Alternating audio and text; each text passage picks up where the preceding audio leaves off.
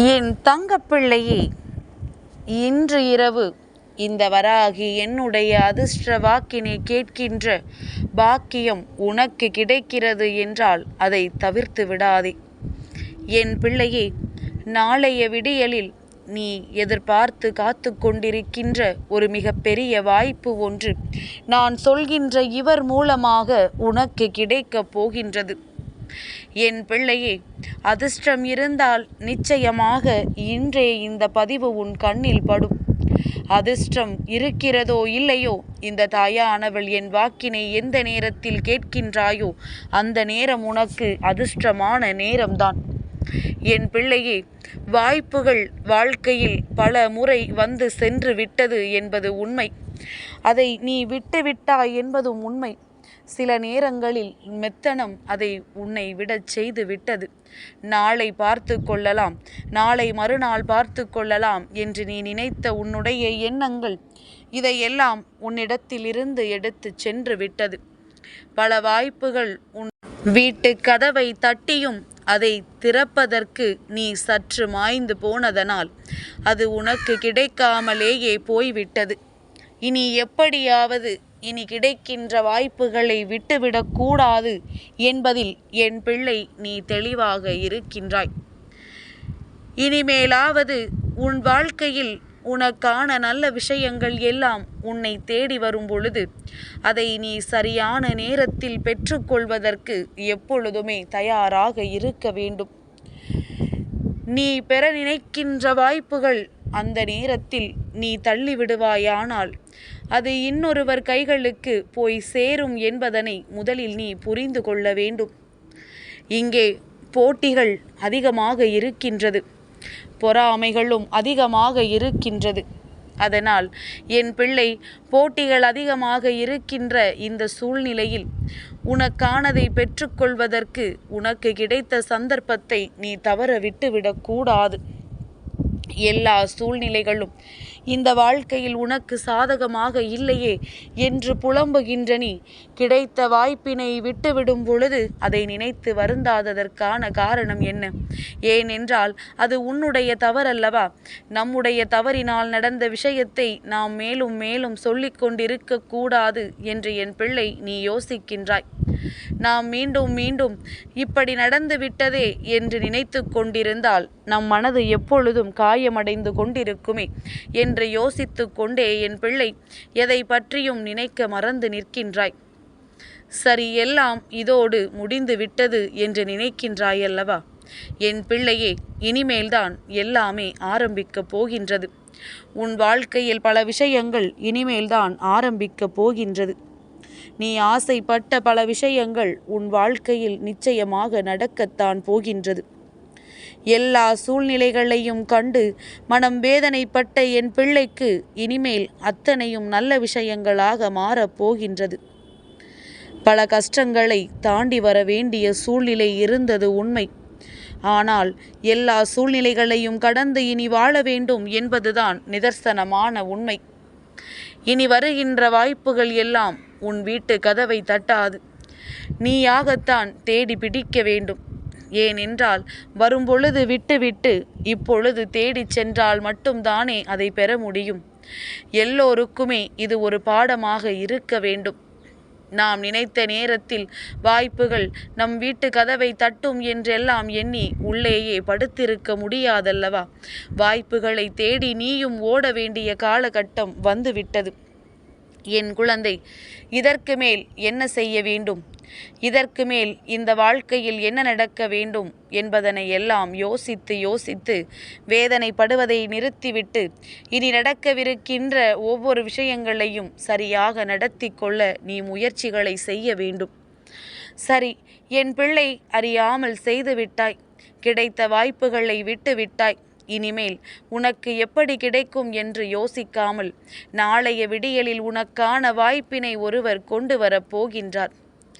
என் பிள்ளையே, அவரினுடைய உதவி இந்த வாழ்க்கையில் உன்னால் நிச்சயமாக மறக்க முடியாத மிக பெரிய உதவியாக நிச்சயமாக இருக்கப் போகின்றது. காலம் கடந்த பின்பு வாழ்க்கையில் எதுவும் நடக்காது என்று எண்ணி வேதனைப்படாதே. நேரமும் காலமும் கூடி வரும் பொழுது எல்லாமும் உன் வாழ்க்கையில் நடக்கும் என்பதனை நீ நிச்சயமாக புரிந்து கொள்வாய். என் பிள்ளைக்கு இத்தனை வேதனைகளையும் கொடுத்து விட்ட பிறகும் கூட இன்னமும் உன்னோடு நன்றாக பேசுகின்றவர்கள் எத்தனையோ பேர் உன் வாழ்க்கையில் இருக்கின்றார்கள். அவர்களால் தான் நீ கஷ்டப்படுகிறாய் என்று தெரிந்த பிறகும் கூட அவர்கள் அதனை பெரிதாக எடுத்து கொள்வதில்லை. ஏனென்றால் நீ வேதனைப்பட வேண்டும் என்றே செய்கின்ற காரியங்கள் அல்லவா. அப்படி இருக்கும் பொழுது அதற்காக அவர்கள் மனம் வருந்த வேண்டிய அவசியம் ஒரு பொழுதும் இல்லை.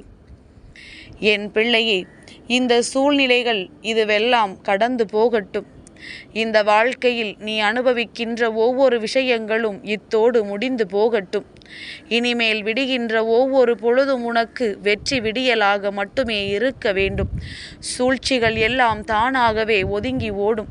இந்த வாழ்க்கையில் உன்னை சுற்றி நடக்கின்ற ஒவ்வொரு விஷயங்களும் நிச்சயமானதாக உன்னிடத்தில் இல்லாமல் விலகிச் செல்லும். எல்லாம் இந்த வாழ்க்கையில் கைகூடி வரப்போகின்றது. என் பிள்ளைக்கு நல்ல விஷயங்கள் நடக்கத்தான் போகின்றது. என் தங்கமே, இத்தனை சூழ்நிலைகளையும் பார்த்துவிட்ட உனக்கு இனிமேல் வரப்போவதும் நடக்கப் போவதும் ஒன்றும் அத்தனை பெரியதாக இருக்காது. என் தங்கமே, ஒரு விஷயத்தை நீ தெளிவாக உணர்ந்து பார்த்தாயா? உனக்கு நாளைய விடியலில் உதவிகளை செய்ய போவது யார் என்று நான் சொல்வதை நீ தெளிவாக புரிந்து கொண்டிருந்தால் இந்நேரம் கணித்திருப்பாய். நாளைய விடியல் யாருக்கானது, யார் நமக்கு உதவியை செய்ய போகிறார் என்பதனை நீ தெரிந்து கொண்டிருப்பாய். என் பிள்ளையே, நாளைய விடியலில் தசமி திதியோடு ஆரம்பமாகின்றது. அது மட்டுமல்லாமல் நாளை இந்த மாதத்தினுடைய பிறப்பு, அதாவது ஜூலை மாதம் பிறக்கின்றது. நாளை காலை 11:26 பிறகு ஏகாதசி திதி ஆரம்பமாகின்றது. என் பிள்ளையே, நாளைய விடியல் நீ நிச்சயமாக பெருமாளை வணங்கக்கூடிய விடியல். என் பிள்ளையே, இந்த வாழ்க்கையில் எத்தனையோ கஷ்டங்களை எல்லாம் பார்த்த உனக்கு ஏதாவது ஒரு வகையில் தெய்வம் உதவிகளை செய்து கொண்டுதான் இருக்கின்றது.